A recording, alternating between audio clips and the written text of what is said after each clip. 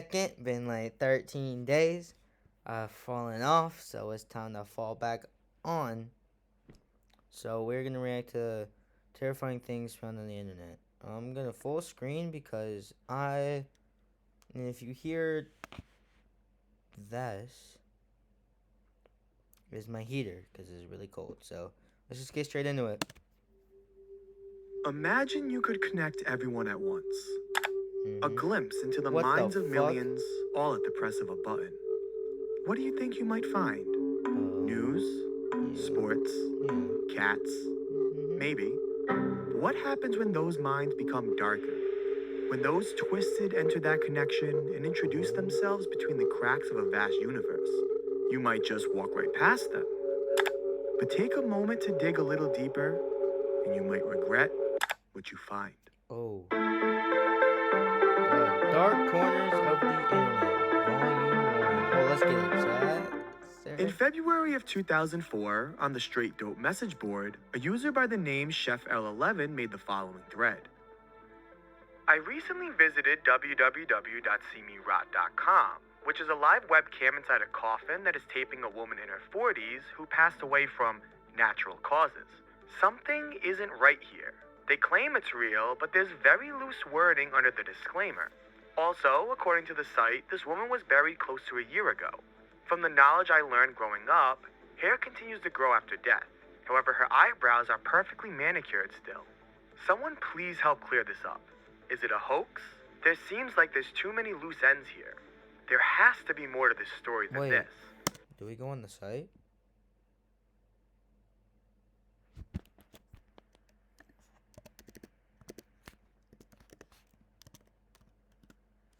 Yeah, I knew it. Alright. Clicking the link unfortunately brings users to an Australian appliance blog. Luckily for us, however, we have the trusty Wayback Machine, which typically comes in handy for things like this. Give it a search and voila! This website has been well archived. Visiting the website, we are immediately brought to the main page, which seems to be the only page of interest. We have a very 2000s-esque logo, a description, flashy sponsors that advertise adult content, and finally the live feed of a corpse that appears to be a woman. However, her head is very miscolored with the bright red hue. The description says the following. Welcome to SeeMeRot.com. This site is dedicated to all who have gone before us. 2 months ago, we attached the world's first live coffin cam to the interior of our subject's casket. This was done after friends and family had seen the deceased for the last time. We then traveled over 2,000 miles with the casket to the family's chosen burial place. Having arrived at the graveyard, a small ceremony was held, after which the final preparations were made to our transmitting hardware and lighting units. All went according to plan at first, and the casket was lowered just under lunchtime, April 15th, 2003. Cam tests were carried out at the site, and the grave was sealed. We then set off back to our office in the heart of Seattle. Should you wish to discuss plans for your own coffin cam for family and friends, please contact us for pricing details. If we search around, we can find more information about the woman. The website informs us that she was 41, died of natural causes, and her family wishes her identity remain a secret. Besides for this, and a few other pages regarding copyright legal issues, there isn't much else that the website offers. That's really fucking weird. Take me back, machine. Take back.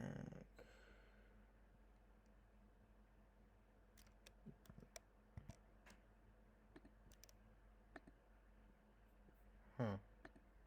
I could probably do it on my phone. Hold up, I'll do it on my phone. And I'll tell you guys what comes out.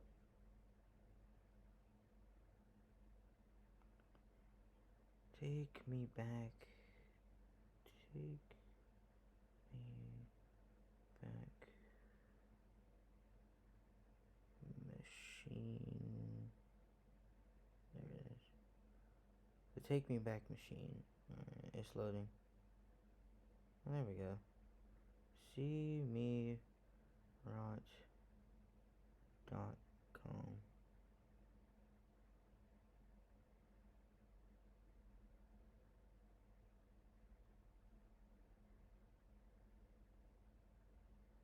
Go. Turn me around. Oh. And I think we might be there.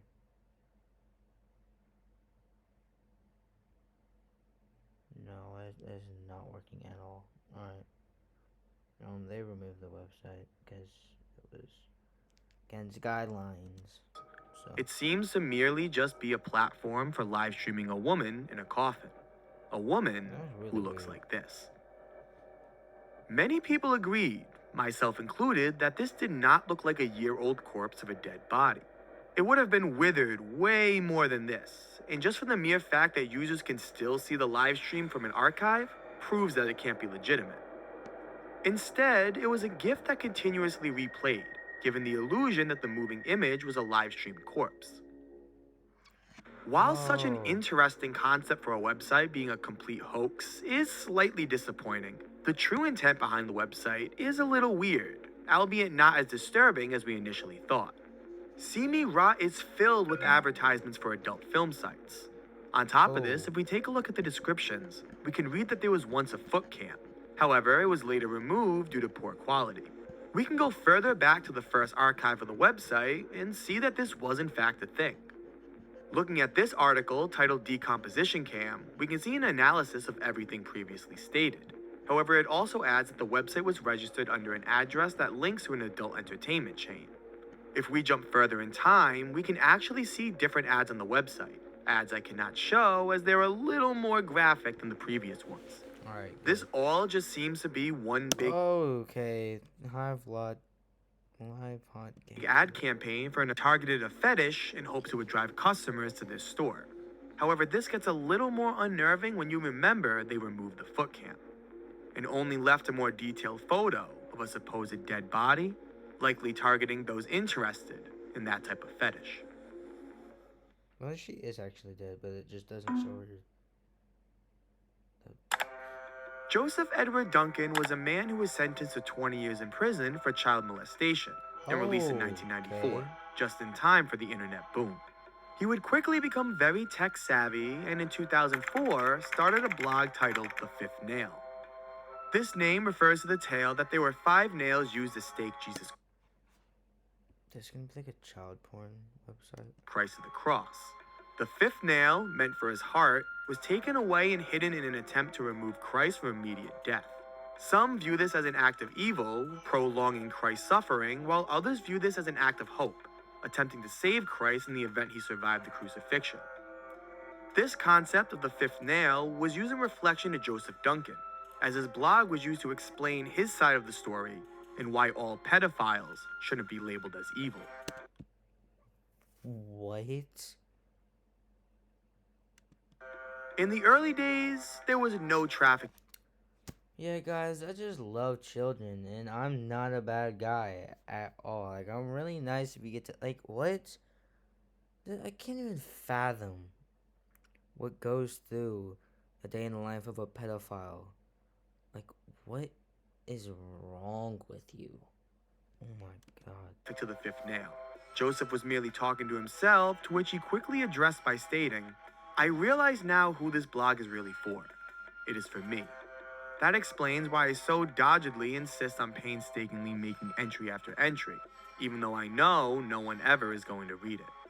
He used this blog as a sort of self-therapy, where it goodness. seemed as if he was trying to convince himself he was still a good person. What Therapy, did that just where it fucking seemed as say? if he was trying to convince himself Texas judge requires sex offender warning. he was still a good person. It seems that between the months of January to June of 2004, each blog post related to either dreams, public classes he was taking, skiing, and his opinions of sex offender mistreatment. However, What? on July 9th of 2004, Joseph would post a thread titled, "Here We Go Again." What time is it? What time is it right now?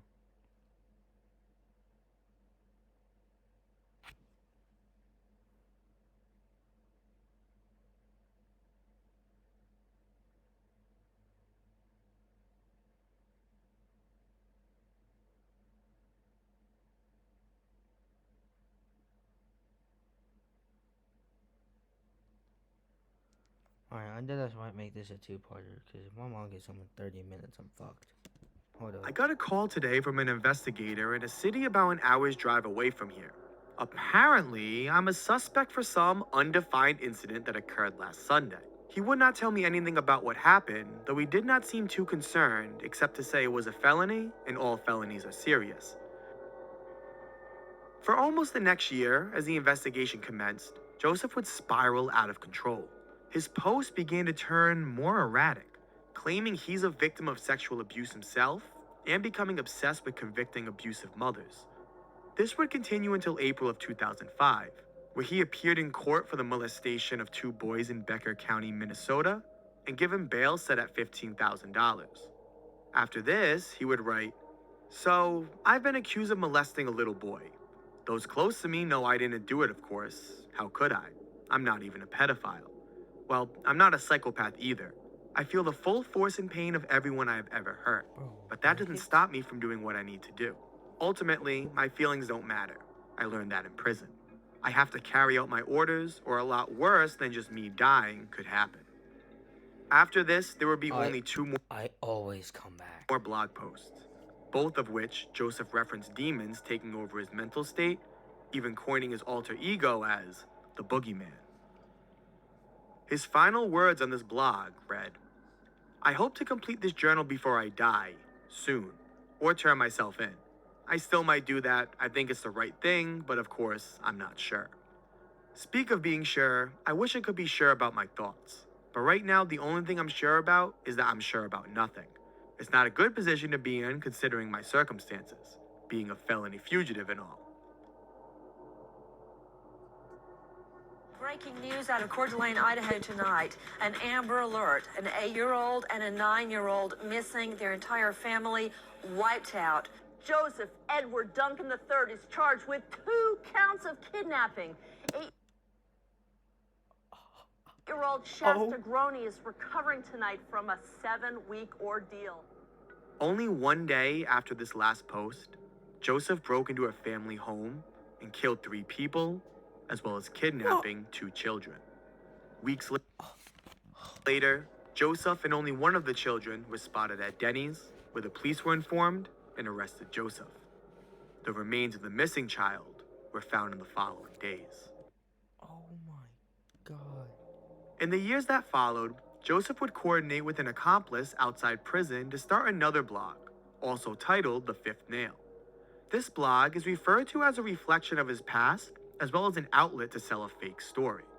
He claims that he was on his way to turn himself in before he was captured, while the surviving child claims she just barely survived strangulation and was on their way to visit Joseph's mother. Regardless of this, however, no further story can be expanded upon, as Joseph died on March 28th of 2021 from a brain tumor after being in prison for almost 20 years. Alright, I think I'm gonna leave it at a 2-parter in Premiere. What's next? Dr. Gloves. How much? What? Huh?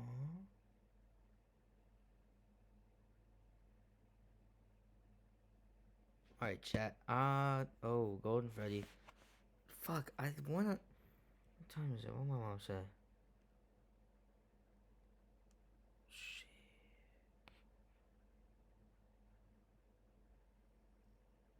Alright, we'll finish this. Dr. Gloves is a man that I have to talk about very carefully. It's a very disturbing case, and one with little conclusions and even more questions. With that being said, viewer discretion is advised. Alright, chat. Viewer discretion is advised. You heard him. You want to leave now because you're a bitch, then you can leave. Without further ado, Dr. Gloves. DeathAddict.com was one of the many gore sites that rose into popularity before the mass censor in the late 2010s that causes forums relating to human death to be closed. Featuring gruesome slaughters from across the globe, one outlier that stood was a man who coined himself as Dr. Gloves. While it was not from Dr. Gloves himself, a post on this forum read the following. Dr. Gloves is a controversial post I had made in the past where, as you can see, this man has some form of authority and access to dead children, and he does not treat their little corpses very respectful. The last time I posted these pictures, they created a lot of talk of who he is and why he is treating those children, live or dead, like that. And where was he, and is he still around children? It turns out that all I could find out was he worked at the California Children's Hospital, was a mortician, and I forwarded all of the information I could find under my own at the Children's Care Division at the FBI. They have reported back they could not find he did nothing illegal. Although immoral, the pictures were not a crime. Let's not delete this post, as that would be censoring.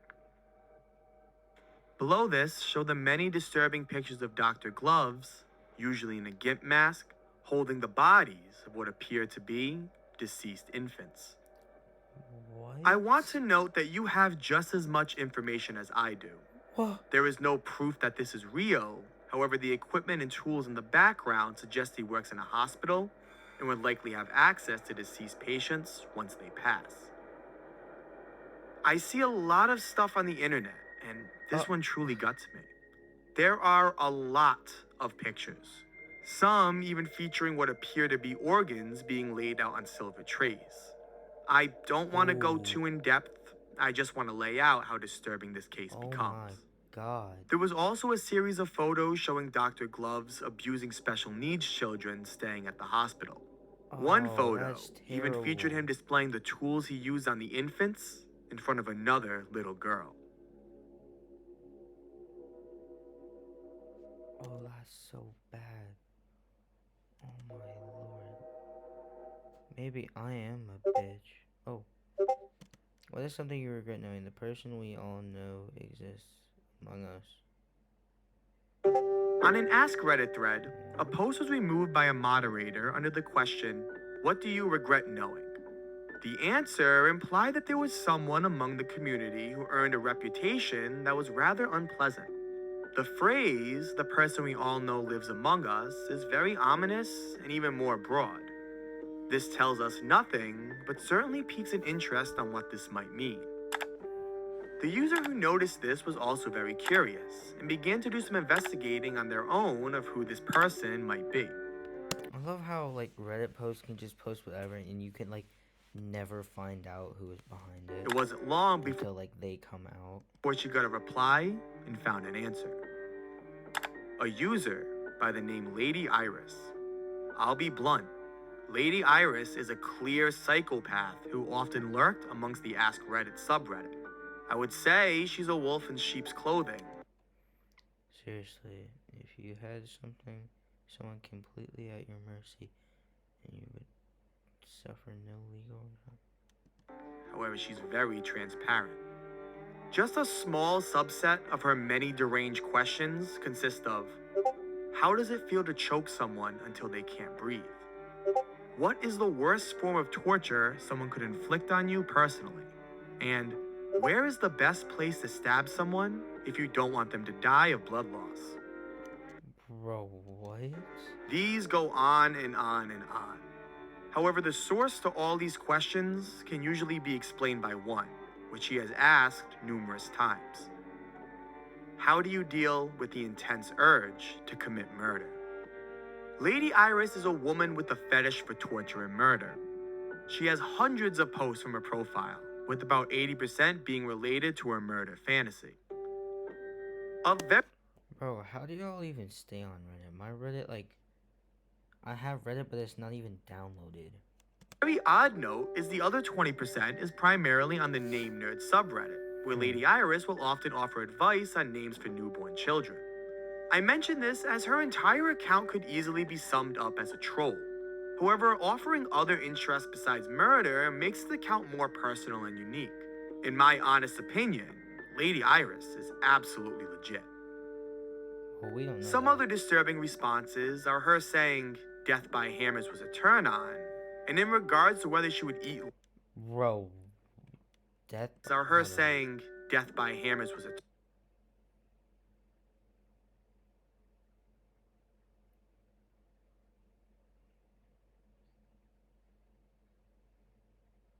Spencer's coming downstairs.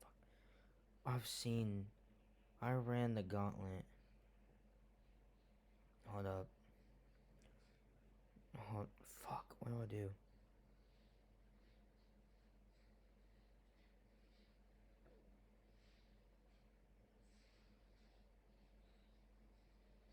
Alright, we're moving. We're actively moving. You're not gonna hear me move. Ugh. Sorry, but hey, I need to extend them videos to be longer anyway. People like longer videos apparently. We're moving.